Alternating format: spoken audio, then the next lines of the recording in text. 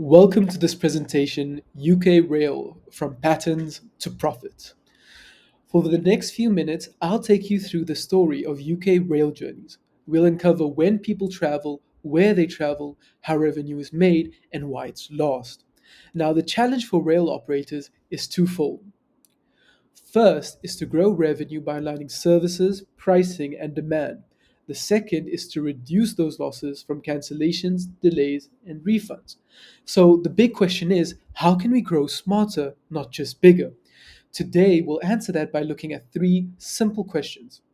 When do people travel, and how profitable are those journeys? Which routes and ticket types drive the most revenue, and what factors are cutting into that revenue? Let's start with the first one. When do people travel? At the top of this dashboard, we see the big picture. Over 51% of journeys happen during peak hours, and that alone generates 417,000 in revenue. And if we look at the fares, £27 on peak compared to £19 off peak. So peak travel isn't just busier, each seat is actually worth more. Now let's look at the hourly chart. Here we see two clear peaks, 6 to 9 a.m. for the morning commute, as well as 4 to 7 p.m. for the evening return. On the right, departure times show this even sharper, with 6:30 a.m. being the morning spike and the evening spike being 6:45 p.m. Now, if we look in the morning, we'll see that the total revenue is 257,000 with fares averaging £34. And in the evening, we see this drops to 160,000 in revenue as well as 20 per fare. So that means mornings bring higher paying business travelers, and then evenings bring volume but at a lower yield. So finally, if we check the heat map, we'll notice the patterns for the weekdays show strong commuter peaks, and during the weekends, these flatten out for steadier leisure driven journeys. So the insight is clear. Demand clusters tightly around predictable windows. So, if we know when people travel, the next question is, where do they actually go? So, here we see the revenue by route. So, if we look at the headline KPIs, we see the single biggest corridor is London's King's Cross to York, which generates 173,000 pounds. And across all routes, fares average £23. But if we focus on the top five routes, these jump up to £36. And only 9% of those routes generate more than 5% of the total revenue. On the left, the Sankey diagram shows the journey flows. So, if we can see how much traffic moves between hubs like Manchester, for example, and Liverpool Lime Street, York, and London Euston. Now, looking at the Pareto chart, we can see that same route we mentioned earlier, London to York, makes up almost 25% of all revenue. A single route carrying a quarter of the system. Next, routes like Liverpool to London, Paddington to Reading, as well as Euston to Manchester also carry a major weight. And this is the 80 to 20 rule, a small number of routes driving the bulk of revenue. So far, we've answered when and where, but how about where the money is made? That comes down to ticket choices. Now, let's look at the tickets. First, totals. The revenue for January to April totals 742,000, with refunds losing 39,000. On the top line chart, watch the trend. January is strong at 200,000, but in February it drops to 159,000, down 20%. In March, that bounces back up to 195,000, up 22%.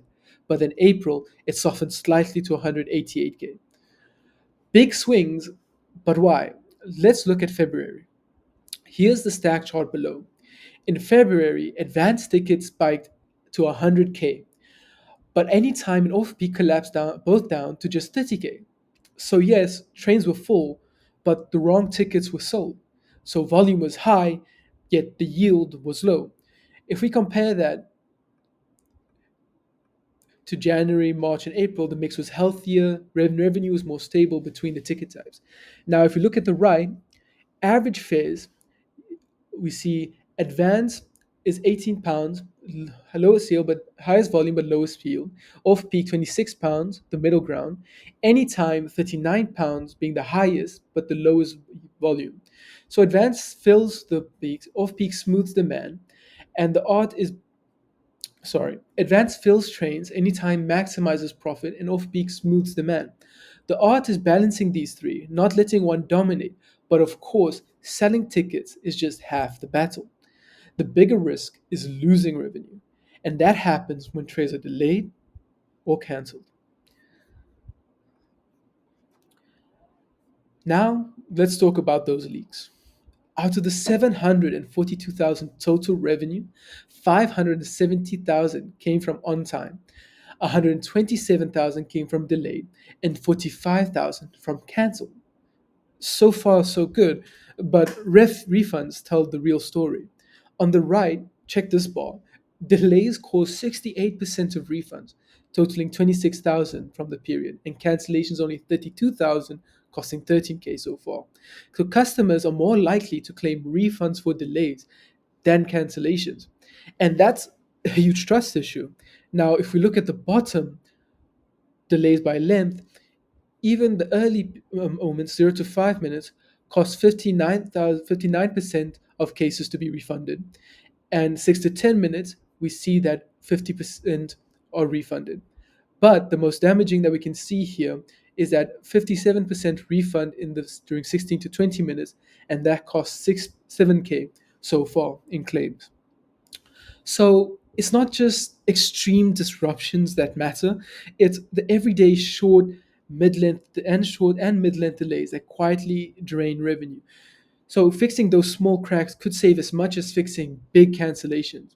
And that leads us to the final part. What should operators actually do about it? Here's the roadmap for smarter growth. First, travel patterns.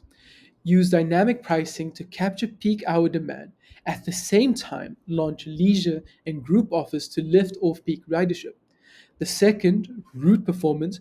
We want to protect those top routes like London to York with consistent service, but we also want to develop the mid tier routes with marketing and bundles. The third, ticketing mix. We want to balance advance, anytime, and off peak sales and add value to advance and up so like upgrades like seat reservation and perks so we can up that average fare. Finally, revenue loss. So we know delays drive most refunds and cancellations, especially the short one. So fixing these delays operationally and replacing cash refunds with vouchers or travel credits would help keep money inside the system instead of it leaking.